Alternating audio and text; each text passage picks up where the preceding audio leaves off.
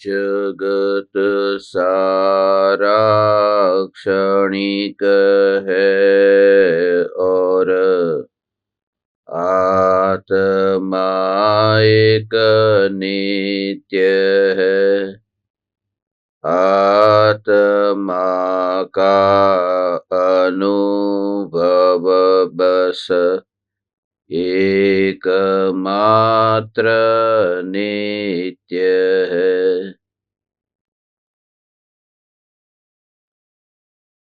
कहन राज को कर नमन, करो महान यह काज। आप्त ज्ञान की प्राप्ति हेतु मंगलमय सुख साज। मंगलमय सुख साज।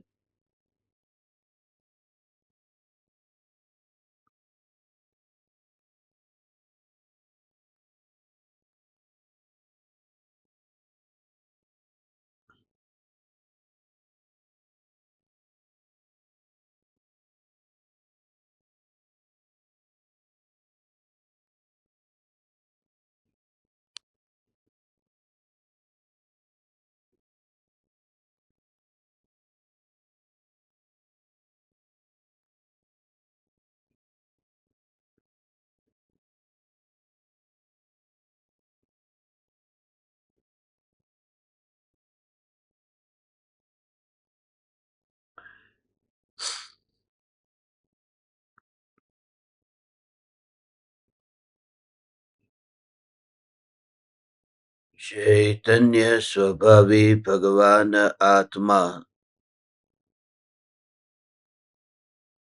स्वयं ही चैतन्य समय सार है।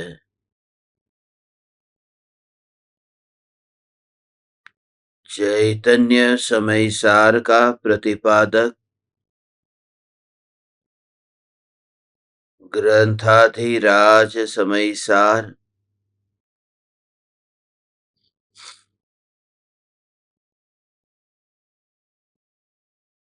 स्वयं के गुणों को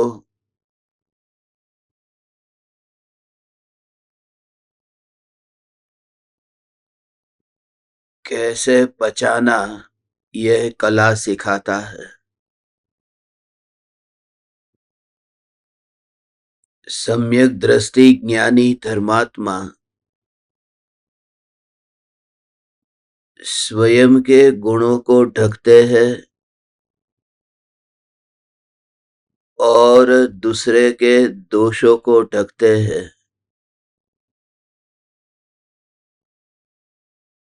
इसका नाम उपगुहन अंग है।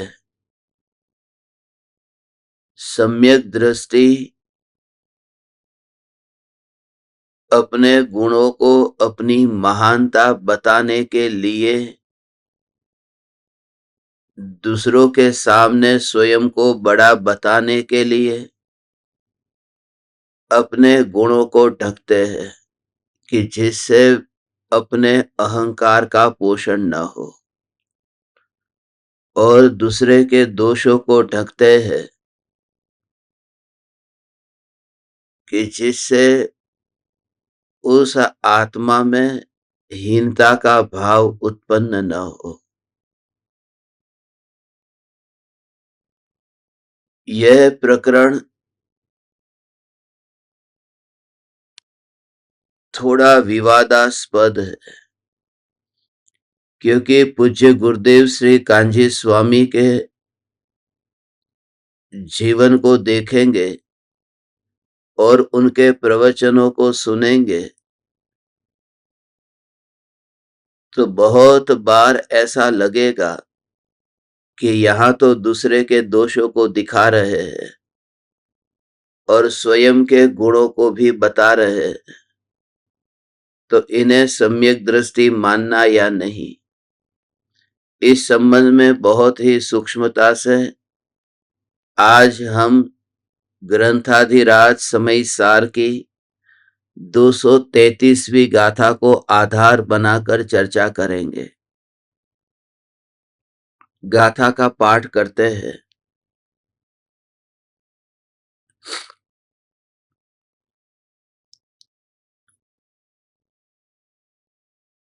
जो सिद्ध भक्ति जुतो उवगुहण गोदु सवधम्मानम सो उवगुहणकारी सम्मादिठि मुने तवो।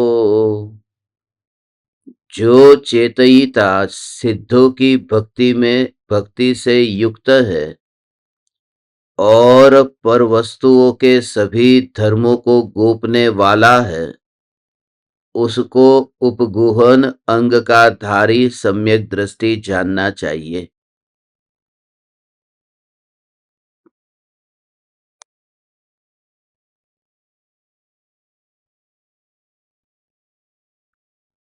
चेतयिता जानने वाला, ज्ञाता दृष्टा व सम्यक दृष्टि, ये चेतयिता सिद्धों की भक्ति से युक्त है।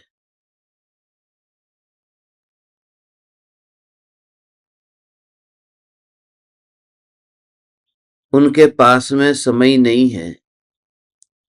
सिद्ध परमात्मा के तो गुणगान गाते हैं, सिद्धों की भक्ति से युक्त है और पर वस्तुओं के सभी धर्मों को गोपने वाला है।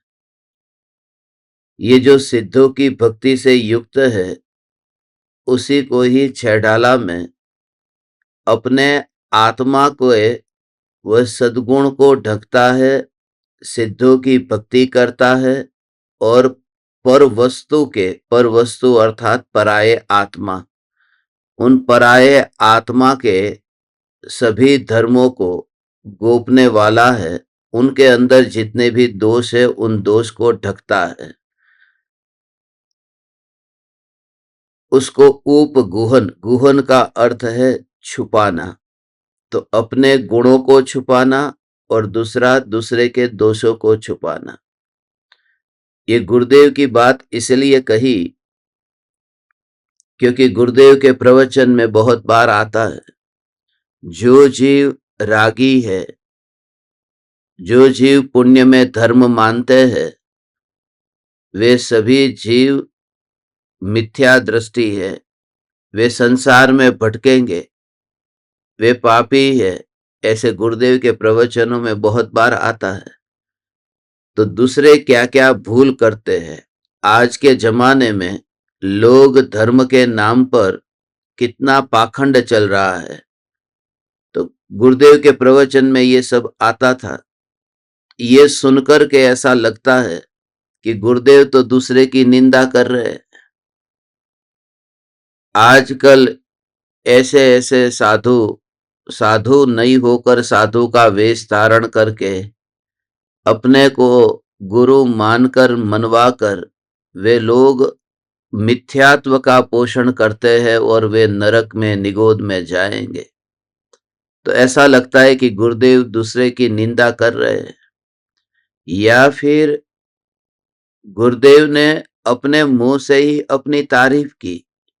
कोई भी व्यक्ति यह समझ सकता है, अपनी तारीफ, इतनी तारीफ अपनी क्यों करना, कि मैं तीर्थंकर होने वाला हूं, तीर्थंकर होकर के केवल ज्ञान पाकर के मैं तो मोक्ष में जाने वाला हूं। वो गुरुदेव के प्रवचनों में, नैरोबी का प्रवचन अपन ने सुना था। तो कोई ज्ञानी अपनी इतनी बड़ाई क्यों करता है कि मैं तो तीर्थंकर होऊंगा, इस भव में यहां हूं, अगले भव में फिर मैं स्वर्ग में जाऊंगा, फिर तीर्थंकर के पुत्र के रूप में मेरा जन्म है, उसके बाद में फिर मैं स्वर्ग में जाऊंगा, फिर मैं तीर्थंकर होकर के केवल ज्ञान पाकर के वो मोक्ष में जाऊंगा। तो ये जो बात अपने मुंह से, फिर गुरुदेव ये बताते, अपने मुंह से अपनी बात शोभा नहीं देती, मगर फिर भी बता तो दी ना। शोभा नहीं देती फिर भी बता दी, तो सम्यक दृष्टि ज्ञानी को ये सब बताना जरूरी थोड़ी है। और इससे क्या प्रयोजन है? आत्म कल्याण से क्या प्रयोजन है? इस प्रकार की जो बातें हैं कि मैं तीर्थंकर होऊंगा, इससे दूसरे जीवों का आत्महित क्या होगा? गुरुदेव ने भगवान आत्मा की पुकार की, उससे तो दूसरे जीवों का हित होगा। मगर मैं भविष्य में तीर्थंकर होऊंगा और चंपाबेन, शांताबेन ये मेरे गणधर होंगे, ये सब बता करके इससे कोई जीवों को कोई आत्म कल्याण के लिए कोई लाभ नहीं हुआ। उल्टे मुमुक्षु समाज में इतने विवाद हुए, इतने कषाय हुए, इतने राग द्वेष हुए और इतने और इतने पक्षपात खड़े हो गए। तो ये सब बातें नहीं छेड़ते तो क्या फर्क पड़ जाता?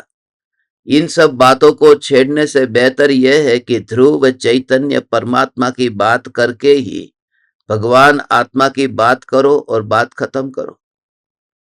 मैं गुरुदेव की भूल नहीं निकाल रहा हूं, मैं तो ये बताना चाहता हूं कि जब कोई कर्म का उदय इस प्रकार का होता है तो सम्यक दृष्टि उसे भी छेड़ते नहीं है, उसे भी उदय की श्रेणी में डाल करके अपने को अलग हटा देते हैं। उन्हें सब कुछ माफ है, ज्ञानी को सब कुछ माफ है। मगर गुरुदेव ने जैसा किया ऐसा कोई भी कर सकता है। करने में क्या है? कोई कह सकता है मुझे छाती स्मरण ज्ञान हुआ है। 3 दिन पहले ही किसी ने कहा कि पक्का मुझे तो ऐसा ज्ञान में जानने में आया है कि आप अंबालाल भाई का जीव है, जो 1.5 घंटे तक लालटेन पकड़ करके कृपालु देव की सेवा करते रहे। तो लगता है कि आप अभी आत्म सिद्धि की सेवा करते हैं, ये अंबालाल भाई का जीव है। ये व्यर्थ की बकवास से लाभ क्या है? मैं किसका जीव हूं, मैं कहां से आया हूं? अभी जिंदगी इतनी छोटी है और बहुत संभावना है, बहुत संभावना है कि ये ध्रुव चैतन्य परमात्मा की बात, ओ हो, मानो मैं अंबालाल भाई का जीव हूं। चलो, उससे तुम्हारे आत्मा का हित क्या हुआ? उससे मेरे आत्मा का हित क्या हुआ? कषाई भाव की वजह से, अहंकार की वजह से और अप्रयोजनभूत विषयों में उलझना ही क्यों हमें? मूल बात इतनी है कि ध्रुव न्यायक देव, इसलिए बस मूल ध्रुव ध्रुव ध्रुव सौगानी जी के प्रति जो अहोभाव आता है उसका एक ही कारण है। ये जो बातें हैं ये सब बातें पचाने की बातें हैं। मैं कितना भी ज्ञानी हूं, मैं किसका जीव हूं, मैं कहां से आया हूं, ये सब बता करके क्या मैं सिद्ध करूं और क्या मैं ख्याति पाऊं, क्या मैं प्रसिद्धि पाऊं? मुझे तो उस अनादि अनंत स्वरूप को समझना है कि जिस स्वरूप को समझे बिना मैंने अनंत दुख भोगा है। पूर्व भव में वहां से आए हैं, मगर मूल काम की बात, प्रयोजनभूत बात कि मैं ध्रुव चैतन्य परमात्मा हूं और मेरे पास में अब समय बहुत अल्प है। इसके लिए मैं पूर्व में उस पुराने इतिहास को क्यों निकालूं? अभी तो वर्तमान में इस भव में ये जो पर पदार्थों में मैं अपनापन करता हूं, पर से मैं आशा अपेक्षा रखता हूं, उस वजह से मैं दुखी हो रहा हूं। मैं किसका जीव हूं, इससे मैं दुखी नहीं हो रहा हूं। ये कांच के गिलास में मैंने मोह किया, इस और गिलास फूटा, तो उस मोह के कारण मैं दुखी हो रहा हूं। और उस गिलास में मोह मैंने किया क्योंकि मैंने उससे निराले न्यारे चैतन्य परमात्मा में अपनापन नहीं किया। और इस भगवान आत्मा में अपनापन करूं तो मोह छूटेगा, तो मेरा दुख भी छूटेगा। ये मूल काम की बात करके पतली गली से निकलना, हे ज्ञान दीपक तेरा प्रयोजन होना चाहिए। एक ही प्रयोजन, एक ही प्रयोजन। बस भले शिष्य कम बनेंगे चलेगा, भले लोग कम सुनेंगे वो चलेगा, भले ख्याति प्रसिद्धि कम होगी वह चलेगा, मगर मार्ग से च्युत होकर विषयों में कहीं ऐसे जगह चले गए तो इस ट्रैक पर आना बहुत दुर्लभ हो जाएगा। फिर व्यर्थ की चर्चा, व्यर्थ की बातें बहुत होगी। इसलिए एक ही प्रयोजन है कि ध्रुव चैतन्य परमात्मा, ध्रुव चैतन्य परमात्मा, ध्रुव चैतन्य परमात्मा। हे चैतन्य परमात्मा, मेरे अपने दोषों को, सम्यक दृष्टि अपने दोषों को और दूसरे के गुणों को कहता है। परम कृपालु देव कहते हैं ने, हे भगवान हूं बहु भूली गयो, हूं पापी छू। ये पापी हूं ये बोलने की जरूरत क्या है, मैं तो परमात्मा हूं। ज्ञानी अपने अपने अपने अपने अंदर में जो दोष भरे पड़े हैं उन दोषों को स्वीकार करता है। मैं पापी हूं, वो माया नहीं करता है। ओ हो, जैसा है, मगर इस दुनिया में उनकी पूजा नहीं होगी। जैसा है ऐसा स्वीकार करने वाला व्यक्ति पूज्य कैसे होगा। यहां तो अभी पहले गुणस्थान में भी कीचड़ में पड़ा हुआ जीव, खाली पत्नी नहीं है, शादी करने नहीं गए, लड़की नहीं मिली, मिली नहीं, या फिर शादी की नहीं, और उसके बाद में फिर बस ये जो नाम के आगे लगा दिया बाल ब्रह्मचारी। ये पहले गुणस्थान वाले मिथ्या दृष्टि, ये सब प्रदर्शन क्यों। सम्यक दृष्टि जीव अपने गुणों का, और तीर्थंकर के नाम, तीर्थंकर बाल यति होते हैं, तीर्थंकर बाल यति होते हैं, क्योंकि वो जन्म से सम्यक दृष्टि होते हैं। वो तीर्थंकर परमात्मा उस भव में मोक्ष में जाने वाले हैं। तीर्थंकर परमात्मा ओहो उस भव में ही दीक्षा लेकर के निर्वाण पाने वाले हैं। उन्हें पंच बाल यति कहते हैं, पंच बाल ब्रह्मचारी। वो बाल यति है, वो यति है, क्योंकि वो मुनि हुए, वो मुनि हुए हैं। अभी तो यहां सम्यक दर्शन का ठिकाना नहीं। इसलिए एक व्यक्ति जो बाल ब्रह्मचारी कहे, दुनिया हाथ जोड़ के मस्तक झुकाएगी। एक व्यक्ति कहते कि मैं पापी हूं, मेरे में विकार का भाव उत्पन्न होता है। ये जो दोषों को स्वीकार करता है, सम्यक दृष्टि अपने दोषों का स्वीकार करता है। गुरुदेव में ये विशेषता थी। गुरुदेव ने अपने दोषों का स्वीकार किया कि मैं अविरत सम्यक दृष्टि हूं, तो उसमें अविरत में सब आ गया। हिंसक भी हूं, झूठ भी बोलता हूं, चोरी भी करता हूं, कुशील भी है और परिग्रह भी है। अव्रति का अर्थ क्या है। अच्छे शब्दों में अव्रति है, और असली शब्द कहे तो ये हिंसा, झूठ, चोरी, कुशील, परिग्रह, ये पांच में से कुछ भी नहीं छूटा है। चौथे गुणस्थान में ये पांच में से कुछ भी नहीं छूटा। ये स्वीकार भी तो किया। हम कोई व्रती नहीं है, मैं कोई साधु नहीं हूं, मैं कोई मुनि नहीं हूं। ऐसा ये सम्यक दृष्टि जीव के ये लक्षण है। सम्यक दृष्टि जीव अपने गुणों को ढकने के लिए कोशिश करते हैं कि अपने गुणों को ढकना है। ये उदयवश कभी बात निकल जाए। वो नायरोबी में तो किसी ने कहा कि आप बताओ ने, बताओ ने, बताओ ने। अब क्या करे, बताओ बताओ बताओ, तो बता दिया। अरे कोशिश करते कि नहीं बताना। वो समय का उदय ही ऐसा होता है, और उनके उदय से, यहां तो मेरे उदय से भी मुझे कोई लेना देना नहीं है, तो उनके उदय से क्या मुझे लेना देना।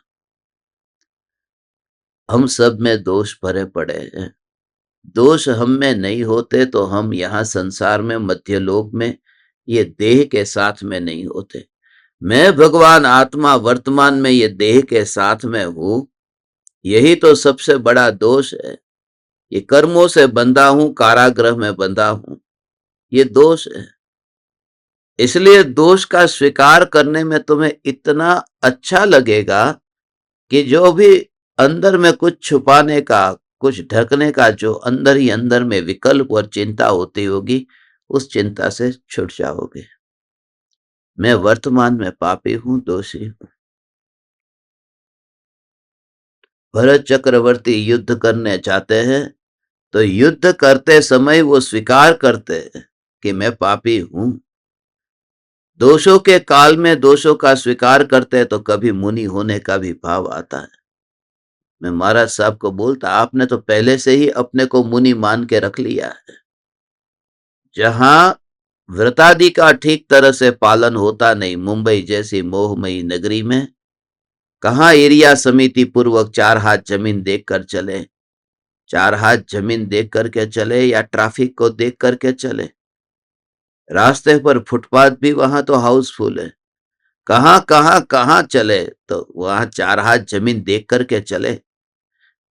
तो पहले से ही जहां व्रतादि का पालन नहीं होता है, ऐसी भूमि पर अपने को 10-10, 20-20 बरस से चातुर्मास होता है। कभी बोरीवली हो गया तो कभी कांदीवली हो गया, वो तो नया शहर मान लिया कि ये तो नई जगह आ गई। ऐसे ऐसे मुंबई में कितने बरस बीत गए। तो अभी ये महाभाव ना भाव कि मैं साधु कब हो, अभी तो साधु हुए नहीं। क्योंकि जिस पद को पाए बिना ही उस पद में अपने को मान लिया तो उस पद पर कभी आएंगे नहीं। गुरुदेव मुनि होंगे, हम सब मुनि होंगे, हम पापी है। वर्तमान में हम पापी है। विकार के भाव आत्मा में उत्पन्न होते हैं, मगर ये उत्पन्न होते हुए भाव में अब हमारी तन्मयता अब छूटती जा रही है। विकार के अंदर हम छेड़खानी करने नहीं गए। हमने तो उस विकार के भाव की उत्पत्ति के काल में ज्ञान को ही ग्रहण किया। हम अब लकड़ी को बदलने की कोशिश नहीं करते हैं। ये नीम की लकड़ी है, उसके बदले में चंदन की लकड़ी हो तो अच्छा है। हमारा परिवर्तन करने का जो विकल्प है वो उसमें नहीं है कि लकड़ी में परिवर्तन करें। हमारा प्रयोजन यह है कि नीम की लकड़ी भले है तो है, हमें चंदन की जरूरत नहीं है। सिर्फ उसकी स्पर्शना के काल में ये उष्णता अग्नि की है और नीम की नहीं है, ये भेद जान करके उस अग्नि के स्वभाव को समझे। ये छूते समय गर्म जैसे लगे कि उस समय वह नीम याद न आए, नीम का विकल्प न आए और अग्नि की ही अनुभूति है। पूरा ये अग्नि का ही स्वभाव है। जोर उस लकड़ी में परिवर्तन लाने में नहीं देना है। जोर तो उस अनुभूति का विषय क्या है उसको समझने में जोर देना है। ये जो भगवान आत्मा, ये विकल्प कौन सा है उस पर जोर नहीं देना है। विकल्प कैसा है उस पर जोर नहीं देना है। ये ज्ञान जो जानने में आ रहा है भगवान, ज्ञान, ये अनुभूति ज्ञान की हो रही है। ये ज्ञान अनुभव में आ रहा है, ये विकल्प का अनुभव नहीं है। इसलिए जो विकल्प, जो ज्ञान स्वरूप नहीं है, जैसे आकुलता का अनुभव हुआ, उस आकुलता में भी व्यक्तता तो ज्ञान की होती है। ज्ञानी को आकुलता में आकुलता नहीं है, उसे उन्होंने ज्ञान को अलग करके, पहचान करके यह निराकुल ज्ञान स्वरूप भगवान आत्मा को जाना है। अंदर सरकते जाते हैं, ध्यान अंतर में अपने आप लीन होता जाता है। यह ज्ञान के ही जोर से ज्ञान ज्ञान ज्ञान ज्ञान ज्ञान अपने को गीला होता हुआ देखते ही नहीं है। किनारे पर है न, खिसकना हुआ नहीं, नदी में जाना हुआ नहीं, पानी बहता रह गया। कितना पानी बह गया मगर खुद गीले नहीं हुए, क्योंकि खिसक करके नदी में जाए तो गीले हो। अपनी ही एक ज्ञान की धारा को अलग से देखा कि यह ज्ञान, यह ज्ञान, ज्ञान स्वभाव, ये ज्ञान स्वभाव जाता नहीं है। वहां जहां वैतरणी बहती है, जहां कषाय भाव बहते हैं, उसमें यह ज्ञान जाता ही नहीं है। थोड़ी देर के लिए तू एकांत बना लेना, एकांत बना लेना। भगवान हे तीन लोक के नाथ परमात्मा, तू एकांत बना ले, एकांत बना ले, एकांत बना ले, एकांत बना ले, एकांत, कि जहां ज्ञान का परिणमन चुपचाप रहकर, न किसी से कोई चर्चा वार्ता, न किसी पर का लक्ष्य, न उदय की ओर दृष्टि, न देह का विकल्प, न विकल्प का विकल्प। और ऐसा जब तेरे अंतर में जोर आएगा, तब तू सम्यक दर्शन पाए बिना न रहेगा। मगर सम्यक दर्शन के प्रति तो इतना उदासीन होगा। बेन श्री बेन की मुख मुद्रा को देखा न, कैसी दशा, कैसी दशा। ओ हो।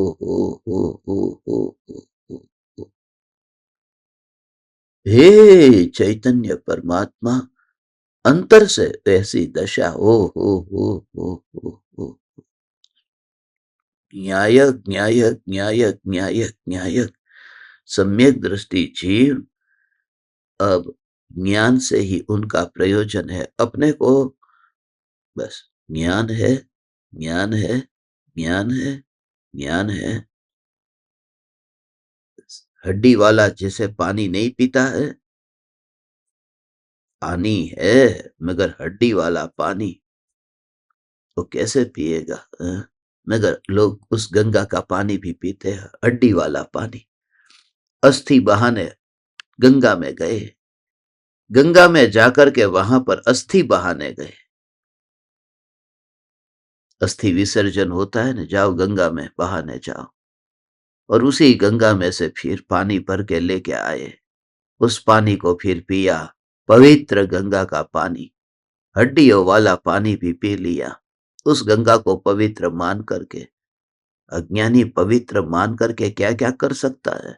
उसमें हड्डी गिरे तो भी वह पवित्र, हड्डी वाला पानी भी पवित्र।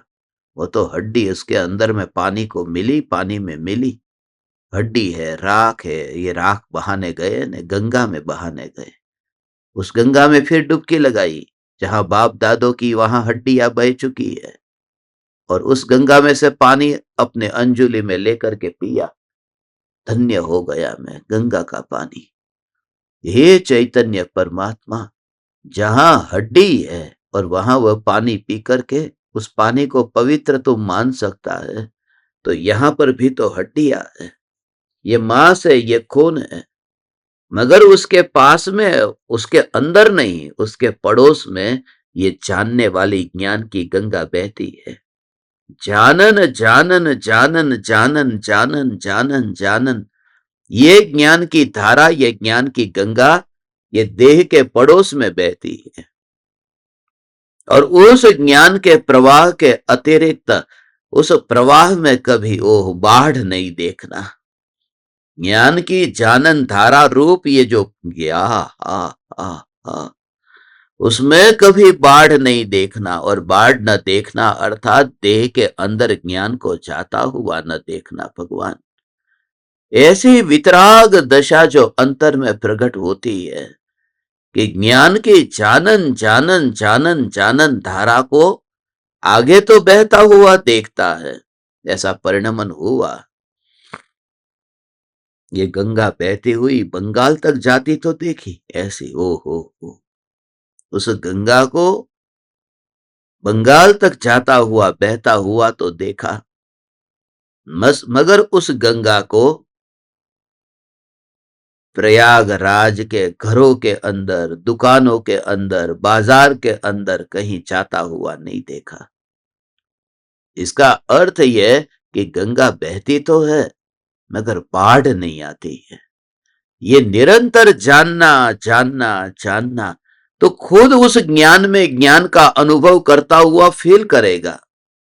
ऐसा ही तुझे बिल्कुल सेपरेशन होगा कि यहां जो ज्ञान का प्रवाह बह रहा है, कौन है वह? उसका ओ हो ओ हो ओ हो।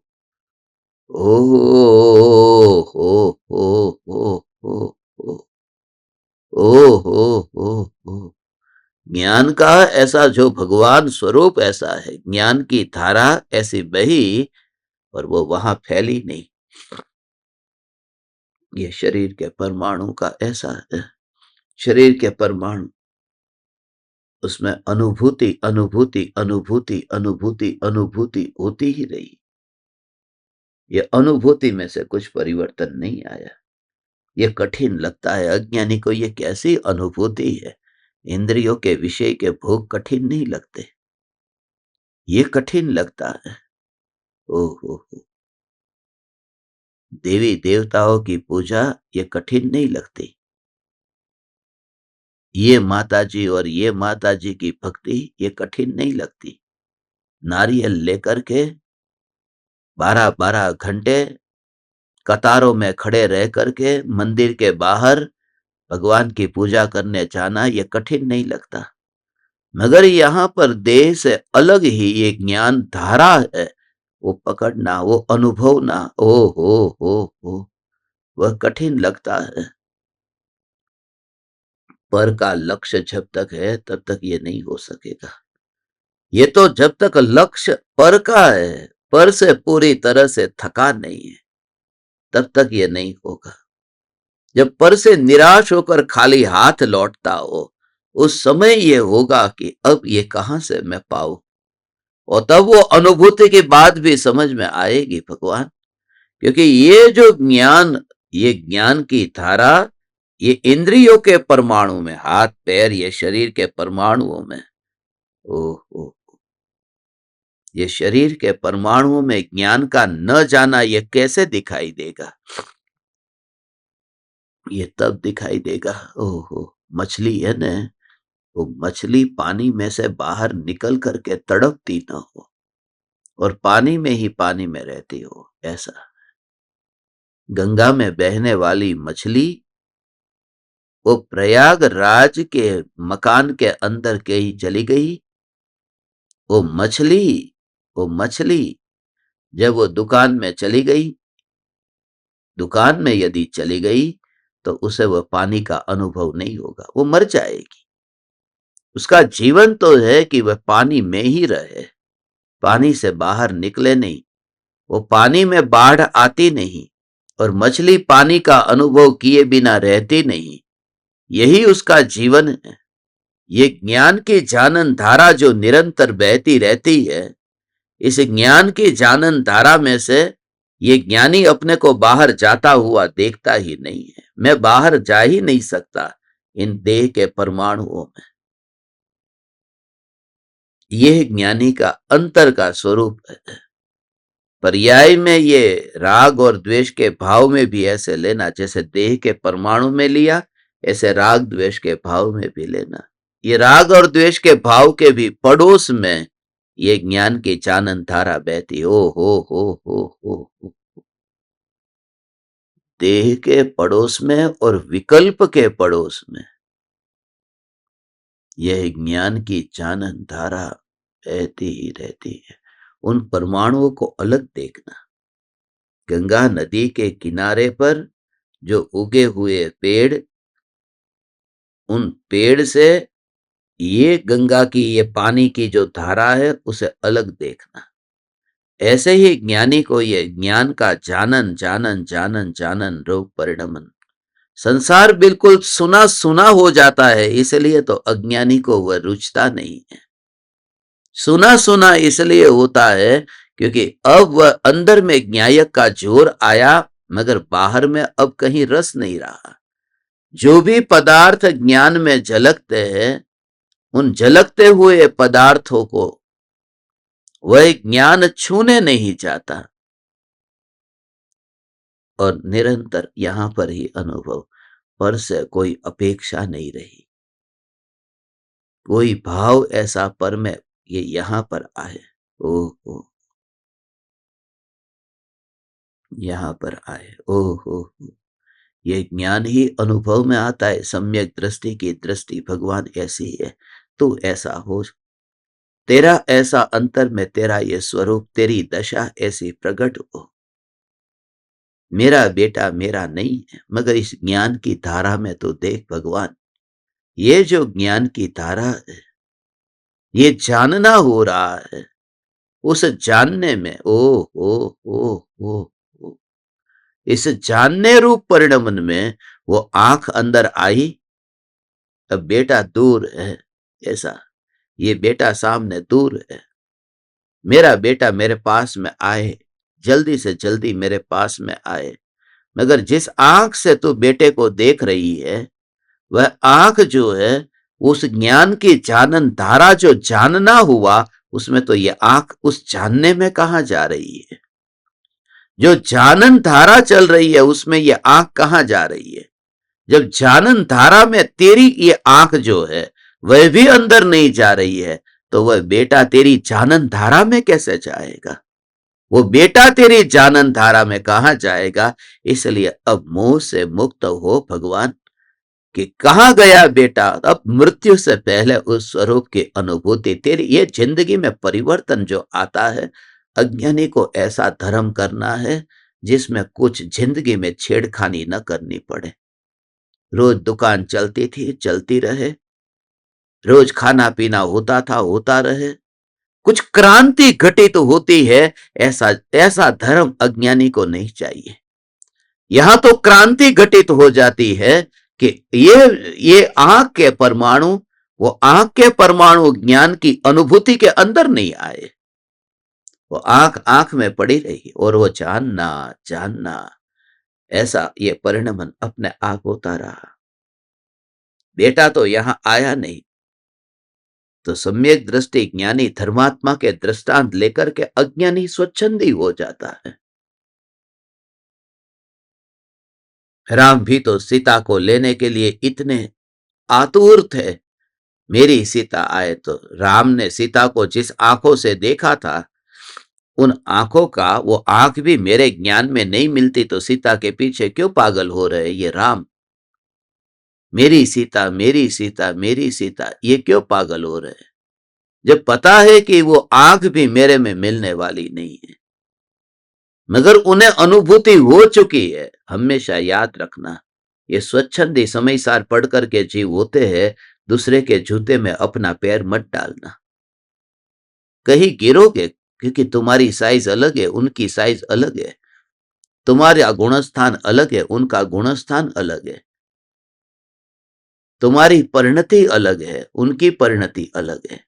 ज्ञानियों के दृष्टांत लेकर के, और मन हमेशा दोषों को देखना चाहेगा, मन हमेशा चाहेगा। इसलिए यह कहा कि मन हमेशा दूसरे के दोषों को देखना चाहता है। वो राम के भी दोष देखेगा कि राम को सीता सीता सीता ऐसा था ना, इसलिए इसमें कोई ज्यादा छेड़खानी नहीं करना है। राम में भी दोष था। भरत चक्रवर्ती 96,000 रानी को भोगते थे, वो दोष है, वो भरत चक्रवर्ती का दोष है। दूसरे के दोषों को देखकर, दूसरे के दोषों को देख करके अपने दोष दूर नहीं पड़ हो, छेड़खानी नहीं हो। बस बेटा है, वो बेटा 9 बजे उठता है, बाप ने उठाया कि उठ, तू 9 बजे तक सोता है। बोले मेरा मित्र है, वो तो 10 बजे तक सोता है, वो 10 बजे तक सोता है। इससे तो 9 बजे तक सोता है, ये तेरा जो दोष है वो दोष दूर थोड़ी हो गया, वो तो दूसरे के दोष को तूने दिखा करके अपने दोष को ढक दिया। तो स्त्री को भोगता है और कहता है भरत चक्रवर्ती 96,000 रानियों को भोगते हैं, ऐसा। और वो जो तेरा मित्र 10 बजे उठता है, तूने उसका दृष्टांत तो दे दिया। तेरी परीक्षा का समय है, 11 बजे परीक्षा देने जाना है, और तू 9 बजे उठ रहा है और बहाना बना रहा है कि तेरा मित्र 10 बजे उठता है। 11 बजे परीक्षा है, और तेरा मित्र जो 10 बजे जो उठता है ना, वो सुबह के 6 बजे तक पढ़ाई कर रहा था और 4 घंटे के लिए सो रहा है। वो कितने बजे सोया वो तूने नहीं देखा, 10 बजे उठा वो तुझे दिखाई दिया। उसने पूरी पढ़ाई कर ली है, उसकी पढ़ाई पूरी हो चुकी है, वो 11 बजे परीक्षा में 100 में से 100 लाने वाला, और तू सो गया था 10 बजे, और अभी सुबह हो गई फिर भी तू उठता नहीं है, कुछ भी पढ़ाई की नहीं है। तो दूसरे के दृष्टांत देकर के अपने को छोटा बनाना, छोटा बताना, उससे बचा जा सकता है। अपनी गलतियों को, अपनी भूलों को ढांका जा सकता है, छुपाया जा सकता है, मिटाया नहीं जा सकता। और जिन्हें अपने दोषों को मिटाना है वह तो स्वीकार करता है। बस सम्यक दृष्टि अपनी बड़ाई दूसरे के सामने नहीं करते और दूसरे के दोषों को किसी के सामने बताते नहीं, मगर मगर अपने गुणों को भी बताते हैं और दूसरे के दोषों को बताते हैं। कैसी स्थिति में वो भी समझो, क्योंकि गुणों को बताना, अब जब कोई बाप अपने बेटे को कहे कि बेटा ये 9 बजे अभी उठ, तू 9 बजे तक सोता है। हम जब तेरी उम्र के थे तब तो सुबह 6 बजे उठ करके हम नहा धो करके तैयार हो जाते थे। तो ये पिता अपनी बड़ाई नहीं कर रहा है, बच्चे को, अपने बेटे को प्रेरणा दे रहा है, उसके दोषों को दूर करने के लिए उसके प्रति करुणा है बेटे के प्रति कि तू 9 बजे तक मत उठ। अब कोई उल्टा इसका अर्थ ले तो ले कि देख ये बाप अपनी तारीफ कर रहा है कि मैं तो तेरी उम्र का था तब तो 6 बजे उठ जाता था। सम्यक दृष्टि अपने दोषों को, अपने अपने गुणों को दूसरों के सामने बताते हैं, मगर वो गुणों को बता करके उन्हें कोई ख्याति, प्रसिद्धि, लाभ ऐसी आकांक्षा नहीं है। ऐसा है।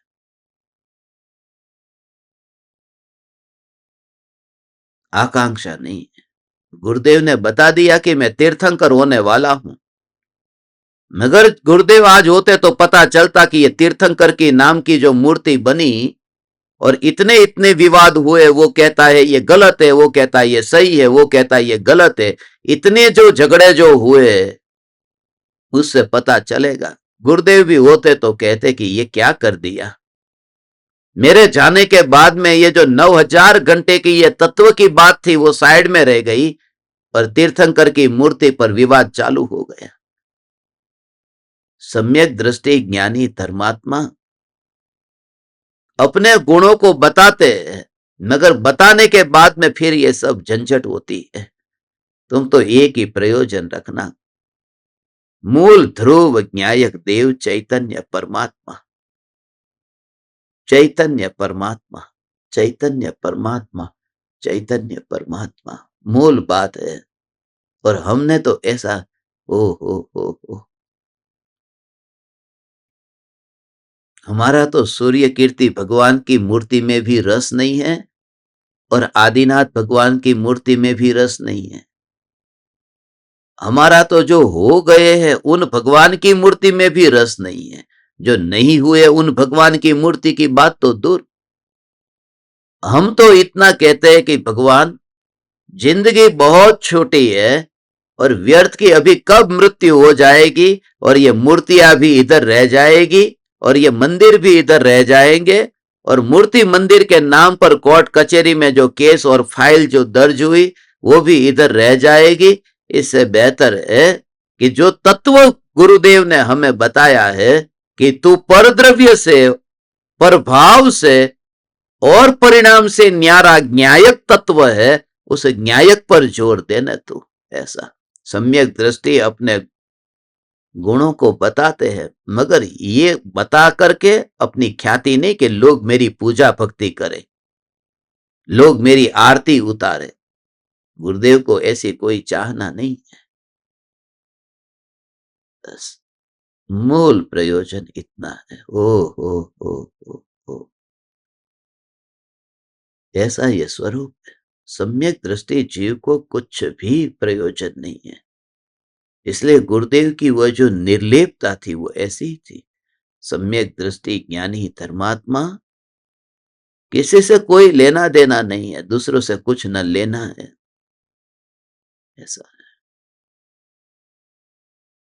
परिणाम बदलते हैं, ये परिणामों का खेल ऐसा है। जब तक गृहस्थी में है ना, लोग कहते हैं हम आपको ये भेंट दे दे, ये भेंट दे दे, मगर भेंट देने के बाद में वो भेंट उनके दिमाग में भरी रहेगी, भरी रहेगी। जब मैं वहां उनके पास जाता हूं तो वो सावधान होकर खड़े होते हैं कल वो आएंगे तो मेरे को सावधान होके खड़ा पड़ना पड़ेगा, इनके पास से कुछ भेंट ली है। रूखी सूखी रोटी खा करके रह जाना, मगर किसी से कोई भी उम्मीद न रखना, कुछ भी नहीं। बस तभी तुम सम्राट की तरह जीवन जियोगे, और इतनी निराकुलता और शांतिमय, क्योंकि पता चला 2-5 साल की जिंदगी बाकी बची है। तुम्हारा महल तुमको मुबारक हो। हे चैतन्य परमात्मा, जिंदगी छोटी है, ये स्वरूप की मस्ती में मस्त होकर के हमें तो यहां से निकलना है। हम तो हो सम्यक दृष्टि ज्ञानी धर्मात्मा को कोई कोई कोई अपेक्षा नहीं है, कोई उम्मीद नहीं है। ओ हो, किसी से क्या लेना देना। मैं जहां हूं वहां ओ हो।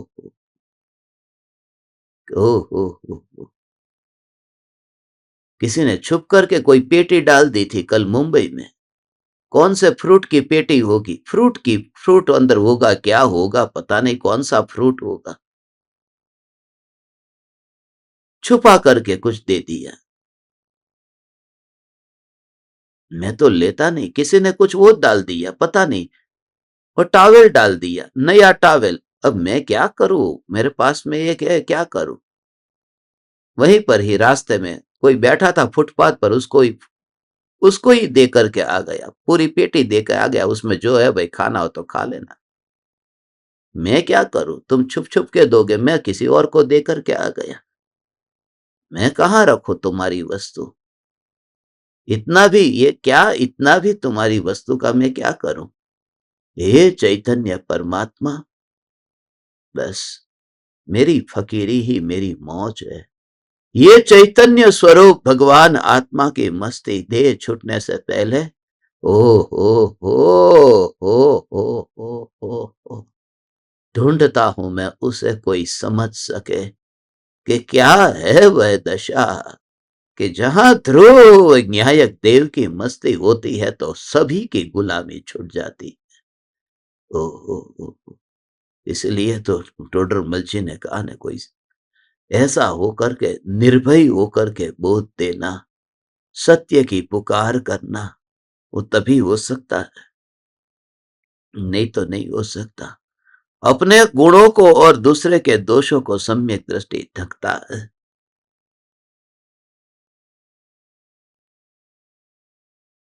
वो दिखाई ही नहीं देते दूसरे के दोष।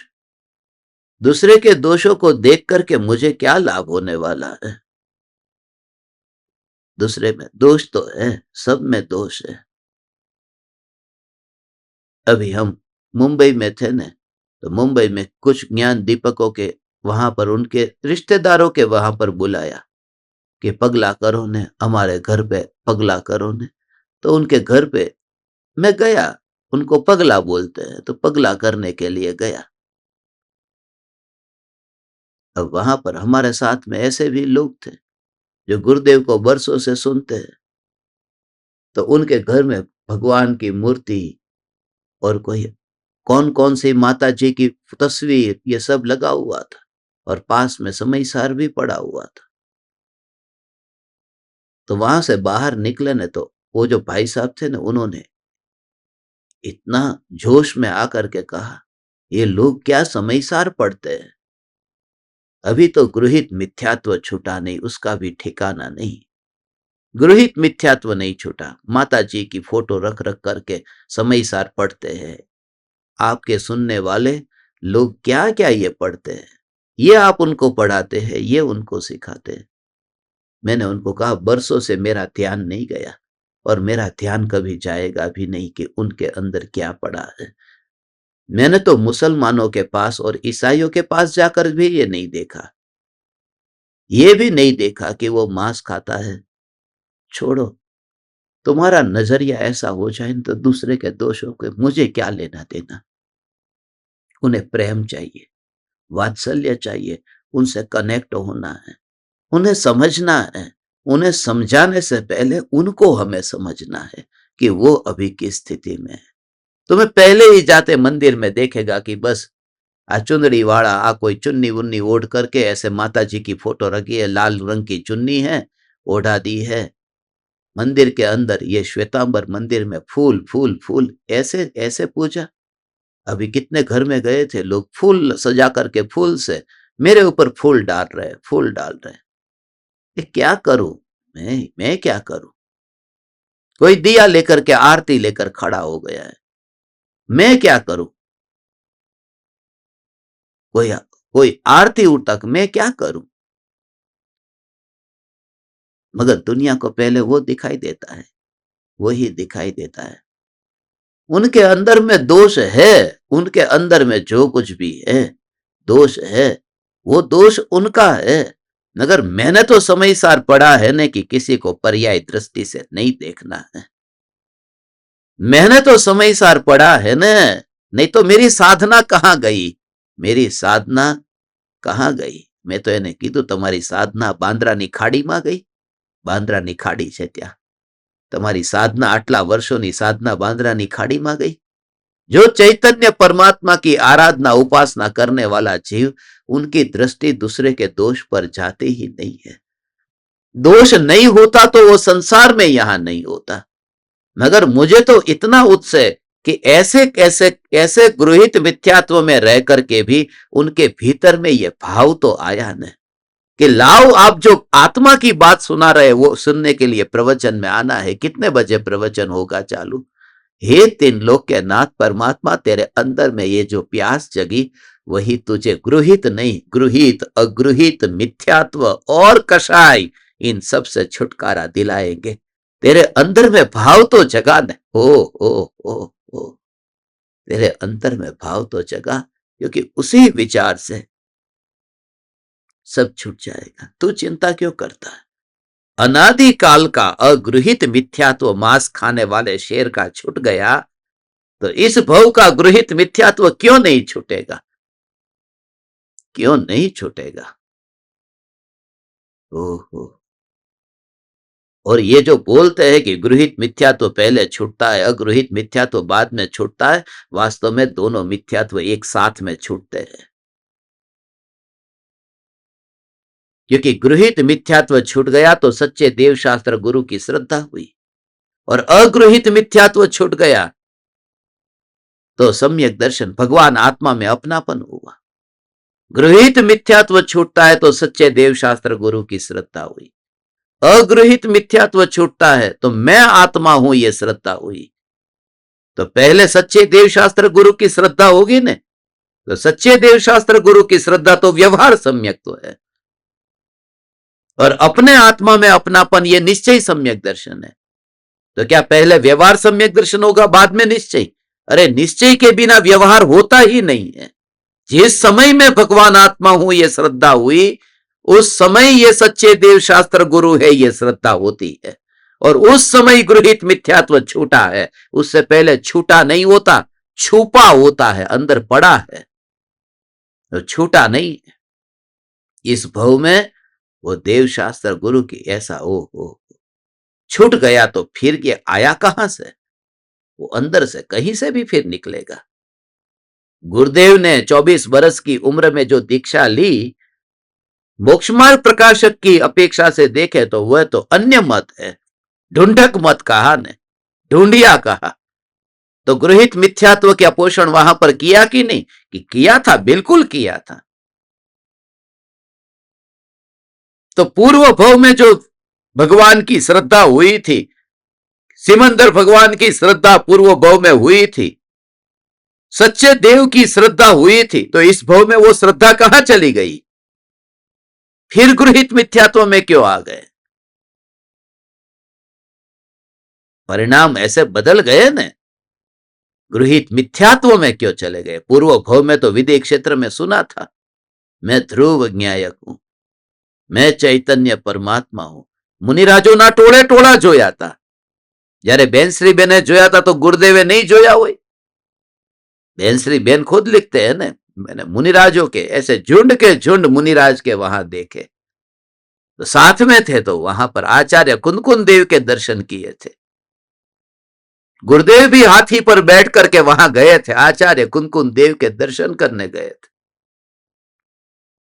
तो कुनकुन आचार्य को देखा, तो उस समय गृहित मिथ्यात्व था कि नहीं वो तो छूट गया था, तो इस भव में कहां से आ गया? कि अंदर कहीं ना कहीं वो छुपा हुआ पड़ा ही रहता है। हे चैतन्य परमात्मा, जब तक सम्यक दर्शन माने मैं भगवान आत्मा हूं ऐसी श्रद्धा न हो, गृहित मिथ्यात्व नहीं छूटता है। और जो जीव अभी जहां पर भी जैसा भी करता है, उनके दोष देखना ही नहीं है। कितने भी पापी हो, उनके दोषों को नहीं देखना है, क्योंकि उनके दोष को देख करके मुझे क्या लाभ होने वाला है? दूसरे की लकीर को छोटी बता करके मैं अपनी लकीर को बड़ा करूं, मगर उससे मेरी लकीर थोड़ी बड़ी हुई। दुनिया में ख्याति मिल भी जाएगी, मगर अध्यात्म में नुकसान ही नुकसान है, कहीं पर भी। इसलिए तो ये सब, जिन जिन देशों में से मैं बाहर आता हूं, तो ऐसा लगता है कि ये जितने भी मीडिया वाले हैं, ये सब कितने झूठी बात लिखते हैं। हमेशा ये विचार आया, पाकिस्तान से वापिस आया ने, तो ऐसा लगा कि ये मीडिया वाले ने कितना झूठा लिखा। अफगानिस्तान से आया, काजाकिस्तान से आया था, ताजिकिस्तान से आया, तो अभी Libya, Somalia, Syria, Iraq, Iran, इन सब जगह से, इजराइल में, गाजा में, पैलेस्टाइन में, वहां पर कि कितने ये सब कितना झूठा झूठा लिखते हैं कि ये कितने हिंसक है, पापी लोग हैं, वहां पर अत्याचार करते हैं, आतंकवादी लोग हैं। वहां पर मुझे तो कोई दिखा ही नहीं ऐसा, कोई आतंकवादियों के सिंग नहीं दिखाई दिए। सब ऐसा देह के पड़ोस में रहने वाला ये परमात्मा है। ये देह रूपी देवल में ओ कोई दोष वाला नहीं है। कहीं ये मीडिया वाले क्या लिखते हैं कि सीरिया के लोग ऐसे हैं, मगर तीन लोग का नाथ परमात्मा, ओ और उससे उनका नहीं, भगवान अपना ही हित होता है। अपना हित होता है, क्योंकि मनुष्य जन्म इसके लिए मिला है। ये तो पुराने देह दृष्टि छोड़ने के लिए मिला है।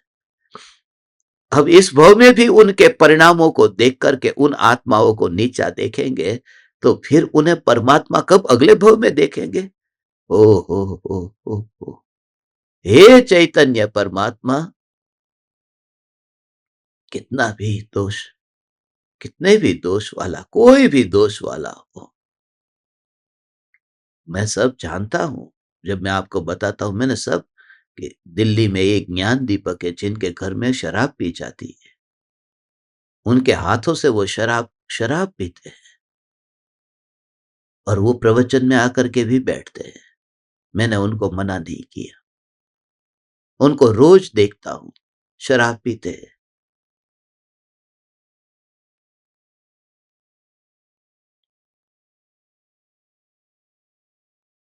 कोई बात नहीं, कोई बात नहीं, छूट जाएगा, ये दोष भी छूट जाएगा। तुम सुनो, सदगुरु से यदि नाता रहा ने, यदि ये नाता रहा, तो सब दोष छूट जाएंगे, सब दोष छूट जाएंगे। ऐसे ऐसे लोगों ने कितना भी अत्याचार किया हो, मगर फिर भी बस गुरु से, शेर को मांस खाने की क्रिया जो थी, वो कितने क्रूर परिणाम होंगे। ऐसे क्रूर परिणाम होने पर भी वो शेर को सम्यक दर्शन कैसे हुआ? एक ही कारण से कि गुरु से नाता नहीं टूटा था उसका, मुनिराज से नाता नहीं टूटा।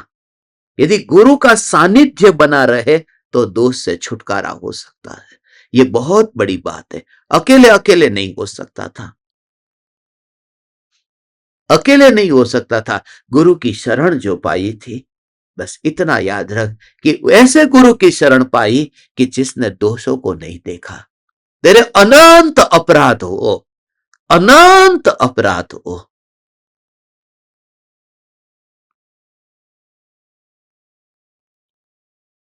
यूट्यूब का काम करने वाला एक साधक है ने, रात को शराब पी करके, पूरी तरह से शराब पी करके वो सोते हैं। शराब के नशे में कुछ भी हो सकता है, मगर मैंने उनको इतना प्रेम से जितना आदर दिया कि हे तीन लोक के नाथ परमात्मा, और वो मैं उनसे पूछता हूं, आज शराब पी थी? क्या पी थी? कौन सी पी थी? तुम लोग सोचोगे कि ये क्या कर रहे हो, कौन सी शराब पी आज तुमने? किंगफिशर थी, वोडका थी, या रम थी? क्या पिया था तुमने आज? तो मुझे पता चले आज तुमको क्या बोध दूं मैं तुम्हें। तुम सोचोगे कि ये क्या लगा रखा है। नहीं, वो वो वो शराब पीता है। वो शराब पीता है और उसने हजारों घंटे के प्रवचन का, वीडियो का, एडिटिंग का काम, असॉर्टमेंट का काम, हजारों घंटे का काम किया है। कभी काम करने बैठे तो 48 घंटे तक उठे ही नहीं। ऐसा ही दीवाना वो अंतर का भी दीवाना होकर अंतर मुहूर्त में केवल ज्ञान पालेगा। मुझे श्रद्धा है, कितना भी दोष अंदर है, उनको नीचा मत देखो, क्योंकि उनके अंदर में दोष है, वो दोष दूर हो जाएगा, हो जाएगा। परमात्मा है न। और वो मुझे कोई कोई कोई शिष्य ऐसा छाती ठोक कर कहेगा, गुरुजी आज मैं ये शराब पी करके आया।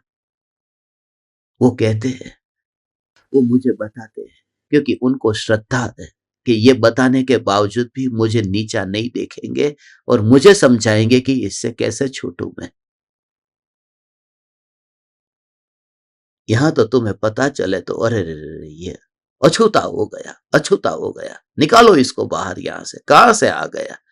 नहीं, तीन लोक का नाथ परमात्मा है। ओ हो, अनंत अपराध और अनंत दोष, ये खाली किताब में तुमने पढ़ा, ये बोल वचन से काम नहीं चलता भगवान। ओ हो हो हो हो हो हो ओ हो ओ। दोष वाले हैं अभी हम, पाप में पड़े हैं हम, मगर जिसके हृदय में ये बात अंतर में है, बस दोष दूर हो जाएगा, तू चिंता मत कर। समस्त अपराध माफ है, तेरे सब अपराध माफ है। क्यों अपराध माफ है तेरे? क्योंकि तू आत्मा है, बस। तू आत्मा है, तू परमात्मा है, इसलिए अपराध माफ है, माफ है। ओ हो, प्रकृति माफ कर देती है। मैं कौन हूं तुझे माफ करने वाला? प्रकृति माफ कर देती है ने। प्रकृति ने तो माफ कर दिया ने। महावीर भगवान ने शेर की पर्याय में मांस खाया तो प्रकृति ने ऐसा कहा कि ये मांस खाने वाले को अब तीन लोक में सम्यक दर्शन, तीन काल में सम्यक दर्शन नहीं हो सकता, जाओ अब। प्रकृति कहती है हो सकता है, और हुआ न। तो जब प्रकृति माफ कर सकती है तो तू कौन होता है कि उन्हें नीची नजर से देखने वाला?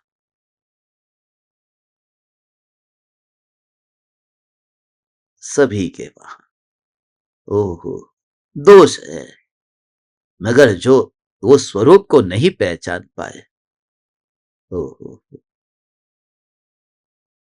कोई बात नहीं, तुमने देखा नहीं, कोई बात नहीं। ओहो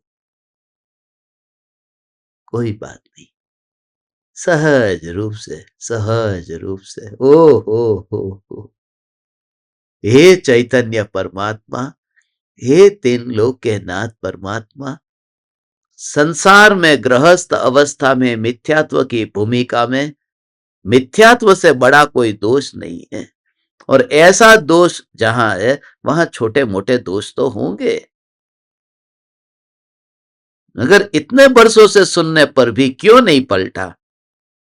ओहो, दूसरे के चारित्र की कमजोरी को देखना। मैंने तो वो भाई साहब को कहा जिन्होंने माता जी वाले की निंदा कर रहे थे, देखो ने देवी देवता की फोटो अभी अपने घर में रखी है। उन्होंने देवी देवता की फोटो अपने घर में रखी है, ये उनकी कमजोरी है। मगर ऐसा फोटो रखने वाला तुमने देख करके उनके प्रति ये जो भाव व्यक्त किया है, ये तुम्हारी कमजोरी है। तुम्हें इसका ऑपरेशन करना है, खुद का ऑपरेशन तुम्हें करना है, दूसरे का नहीं। मेरे साथ में ज्ञान दीपक भी बैठे थे, मैंने साफ बोल दिया, मैं साफ बोला कि अपना दोष ही अपने को दूर करना है न। और प्रेम से बोला उनको, ये भगवान, ये गुरुदेव की बात हमको मिली है न। क्योंकि आंख बंद हो गई मेरी, बस यहां से मैं मर गया। अब वो उसकी तस्वीर दीवार में रही, उसकी तस्वीर नहीं रही, उसके बदलती तस्वीर। और वो तो मानो उनको कोई गुरु मिल गए और उनका शरण पा लिया, और उनने वो सब मिथ्यात्व छोड़ करके वो सम्यक दर्शन पा करके वो मुनि हो गया। और मैं ऐसी धारणा लेकर के यहां से गया, और मैं जन्म मरण करता रहता हूं उसके बारे में श्रद्धा में ऐसी ग्रंथि बांध करके, और वो तो मोक्ष में गया पलट करके। इसलिए सम्यक दृष्टि कहते हैं दूसरे के दोषों को देख करके उन्हें नीचा नहीं देखना, और अपने गुणों को बता करके कि कोई ख्याति प्रसिद्धि की लाभ और कोई भी पर से कोई उम्मीद नहीं रखना। मेरी दशा बहुत ऊंची है, नहीं, मैं पापी हूं।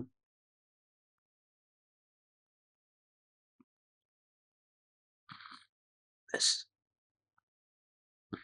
हे ज्ञान दीपक, ये सम्यक दृष्टि का उपगुहन नाम का 5वां अंग हुआ। अभी 3 गाथा और है और 3 अंग की चर्चा और करनी है, हम करेंगे। उमराला में जो पर्युषण पर्व होने वाले हैं ना, उसके लिए आपको लिंक भेजी है। उस ग्रुप में जुड़ने के लिए जो उमराला में पर्युषण में आ रहे हैं, उसमें 2 लिंक है। एक लिंक तो पर्युषण की है, और दूसरी लिंक भेजी है व्हाट्सएप ग्रुप में, वह राज चैतन्य राज धर्म पर्यटन की है, जो अपन 10 तारीख से 14 तारीख तक पर्युषण के बाद में कृपालु देव के तीर्थ स्थान पर, जहां जहां कृपालु देव का विचरण हुआ, उन 3 स्थानों पर यात्रा करने वाले। तो जो आने वाले हैं पर्युषण में, वे ही लोग उस ग्रुप में जुड़े, बाकी के लोग न जुड़े। और जो यात्रा में आने वाले हैं वो यात्रा के ग्रुप में जुड़े, जो दोनों में आने वाले हैं वे दोनों ग्रुप में जुड़े। तो 2 अलग अलग लिंक है, आप देख लेना।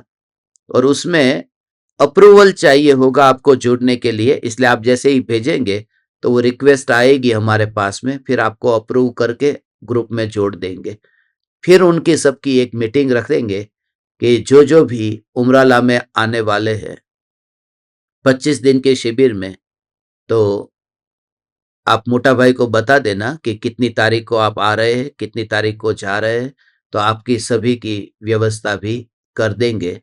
और यात्रा में आ रहे हैं तो यात्रा में उसमें कितनी तारीख से कितनी तारीख तक कहाँ से कैसे आपका प्लान है वो सब आप बता देना, तो आपके लिए व्यवस्था कर सकेंगे।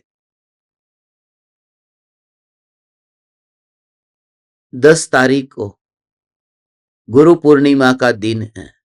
गुरु पूर्णिमा का त्योहार हमारा त्योहार नहीं है। जैन धर्म में गुरु पूर्णिमा होती ही नहीं है।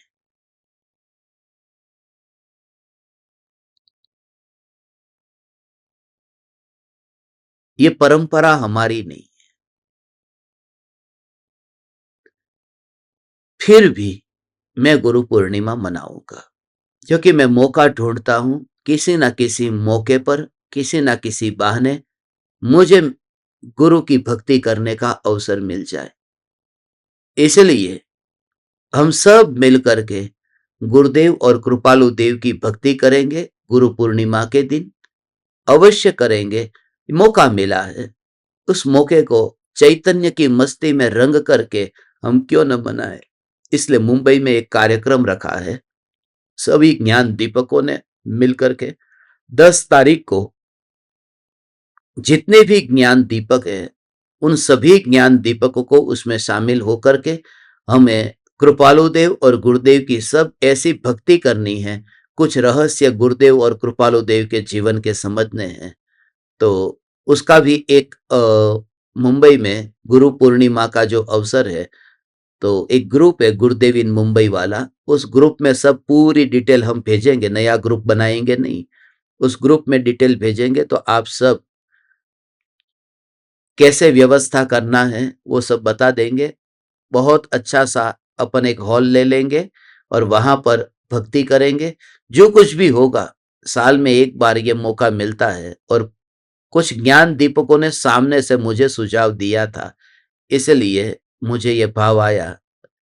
तो मैं 7 दिन तक तो अभी यहाँ पर हूँ, मगर उसके बाद में मुंबई में रहूंगा, और फिर मैं बाहर गाँव जाऊंगा। जहां पर भी रहेंगे अपनी चैतन्य की मस्ती में मस्त रहेंगे। आप समस्त परमात्माओं को इतना ही निवेदन करता हूं, पर्यायी दृष्टि से देखना सबसे बड़ा पाप है, मिथ्यात्व पाप है। पर्यायी दृष्टि से देखना, सभी को पर्यायी दृष्टि से देखना छोड़े और आनंद में रहे, ऐसी मंगल भावना। आपका अनंत अनंत उपकार। चैतन्य समय सार, चैतन्य समय सार, चैतन्य समय सार।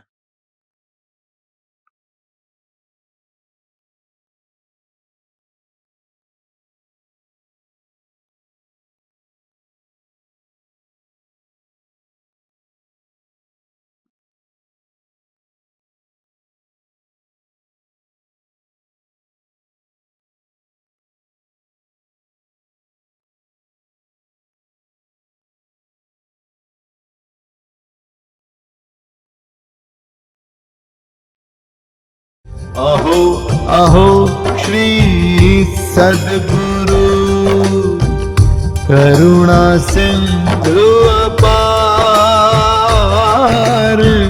इस पामर पर प्रभु किया अहो अहो उपकार, अहो अहो उपकार। देह सहित जिनकी दशा वरते देहातीत, उन ज्ञानी के चरण में हो वंदन अगणित, हो वंदन अगणित, हो वंदन अगणित, हो वंदन अगणित।